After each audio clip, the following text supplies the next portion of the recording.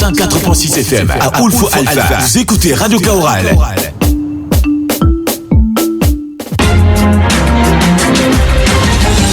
Radio Kaoural, le journal, présentation Yannick Somé. Mesdames et messieurs, bonsoir et bienvenue à cette autre édition de la Radio Kaoural. Au sommaire, renforcement de la régulation pour une meilleure qualité de service dans le secteur des communications électroniques est le thème des assises nationales sur la régulation des communications électroniques qui se sont ouvertes ce matin. Un match de football tourne au cauchemar en Guinée-Conakry. Au moins une cinquantaine de personnes ont péri dans une bousculade. Merci de suivre la Radio Kaoural, développement de cette une dans un instant dans ce journal. Et ceci dit, je le disais en titre, le Premier ministre Apollinaire Kilem de Tambela a déclaré lundi que les communications électroniques ne sont pas seulement un levier de développement économique, mais un vecteur stratégique de transformation sociale et un pilier de la souveraineté nationale. Il s'exprimait lors de l'ouverture des assises nationales à l'université Joseph Ki Zerbo sur la régulation des communications électroniques qui se tiennent du 2 au 4 décembre à Ouagadougou sous le thème renforcement de la régulation pour une meilleure qualité des services dans le secteur des communications électroniques. L'essentiel avec Mamoudou Diallo. Des assises nationales sur la régulation des communications électroniques pour le Premier ministre Apollinaire Kilem de Tambela sont comme un défi dans un contexte où les exigences technologiques, économiques et sécuritaires contraignent. Ces 72 heures doivent permettre de renouveler et de renforcer le cadre de régulation des communications selon le chef du gouvernement. La cérémonie qui s'est tenue dans l'université Joseph Ki Zerbo a aussi permis au ministre du tutelle, la ministre Aminata Zerbo, chargée de la transition digitale, de rappeler les 3 impératifs essentiels à la régulation moderne. Garantir la qualité et l'accessibilité des services, renforcer la transparence et la confiance et assurer la sécurité et la résilience des infrastructures. Ces 3 jours vont permettre aux différents acteurs de se pencher sur cette modernisation des communications électroniques. Le président du Conseil de l'autorité de régulation des communications électroniques et des postes ARPEC, Dr Poda, a rappelé que le chemin vers une régulation moderne et efficiente est une exigence mais aussi porteur d'immenses promesses pour l'avenir du pays, d'où le thème renforcement de la régulation pour une meilleure qualité de services dans le secteur des communications électroniques. Et il y a aussi cette information dans l'actualité. Le président du Faso, le capitaine Ibrahim Traoré, a procédé le samedi dernier à Bobo Dioulasso à l'inauguration de l'usine de transformation de tomates. Selon l'agence pour la promotion de l'entrepreneuriat communautaire APEC, le coût de réalisation de cette usine est estimé à plus de 7 milliards de francs CFA. Elle est bâtie sur une superficie d'environ 5 hectares et a une capacité de transformation de 100 tonnes de tomates par jour. Cette usine voit le jour grâce à l'actionnariat populaire qui répond au processus d'industrialisation du Burkina Faso. Les Doriens apprécient l'initiative et c'est au micro de Alexis Palé.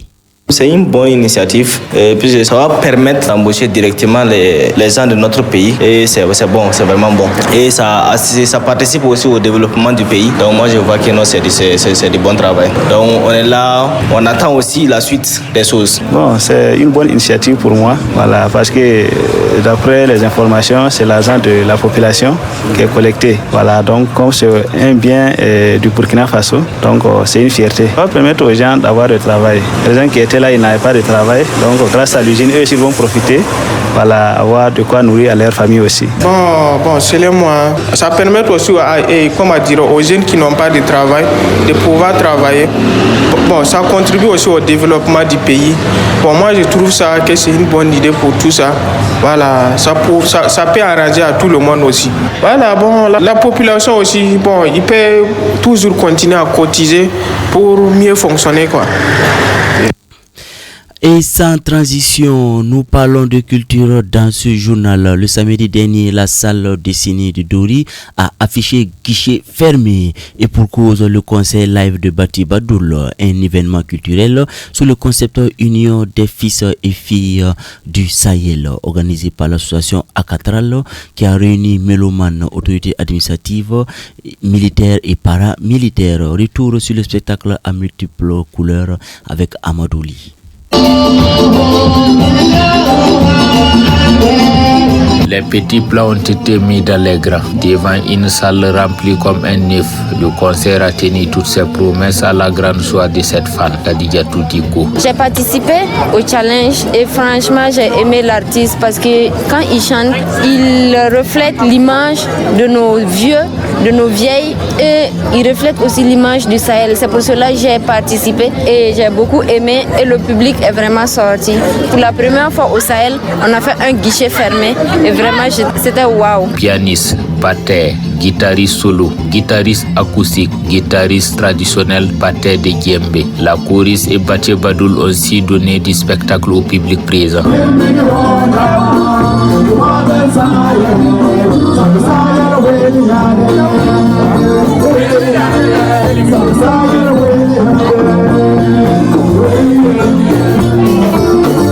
Le président du comité d'organisation, Moustapha Kabore, cet événement s'est inscrit dans les défis à relever, d'où d'ailleurs sa satisfaction. Il faut dire que vraiment c'est une satisfaction totale parce que pour qui connaît Dori, malgré la situation, le public est sorti très nombreux et les gens ont communié avec l'artiste jusqu'à la fin et nous avons passé rien que des messages d'union, de fraternité et surtout de tolérance. Un concert live à l'allié des remerciements pour le soutien depuis les phases de semaine régionale de la culture jusqu'à la semaine nationale de la culture. Doul a si égayé la salle et ne compte pas s'arrêter là. Il n'y a pas de secret, c'est vraiment dire merci à la population de Dori, dire merci à la famille, dire merci aux amis.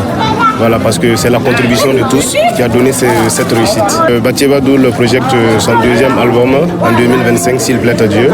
Et beaucoup de concerts, Inch'Allah. Artistes de renommée au Sahel sont venus accompagner comme quoi, seul on va vite, mais ensemble on va encore plus loin. Rendez-vous pour le concert dédicacé en 2025 maintenant.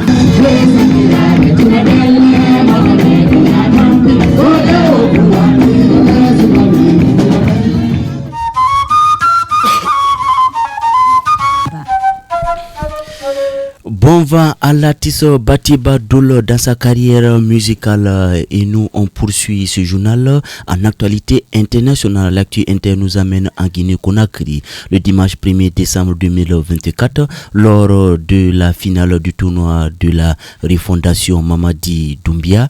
Une bousculade a fait 56 morts et plusieurs blessés dans la ville de Zéro-Corée selon le communiqué du gouvernement.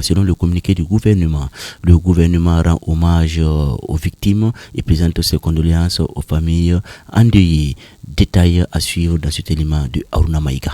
Le football est facteur de cohésion sociale, mais le dimanche 1er décembre, les acteurs ont montré le contraire en Zéro-Corée, en Guinée-Conakry. 56 personnes ont perdu la vie dans une bousculade lors d'une finale de football. Selon les médias guinéens, tout serait parti d'un coup de sifflet mal apprécié par un camp lors du match. Ce qui a poussé ces derniers à envahir le terrain et amené à ce décompte de 56 morts et plusieurs blessés. Un derby qui n'a pas été accueilli sportivement en Guinée. Real Madrid-Barcelone, Chelsea-Liverpool et FO Asfa-Yenenga sont des oppositions à haut rythme qui opposent deux villes ou deux clubs rivaux dans le sport. L'histoire n'a pas encore enregistré ce genre d'incident. Le derby Labé-Zéro-Corée a toujours existé, mais ce dimanche a été des plus mortels. Le gouvernement rend hommage aux victimes et présente ses condoléances aux familles endeuillées. Il souhaite également un prompt rétablissement aux blessés dont la prise en charge sera garantie. Le communiqué précise que des enquêtes seront menées pour établir les responsabilités liées à ce malheureux événement. Foot, basket, handball, judo, cyclisme, le sport. Et on termine en football. La première manche de la 12e journée du Faso Foot Ligue 1.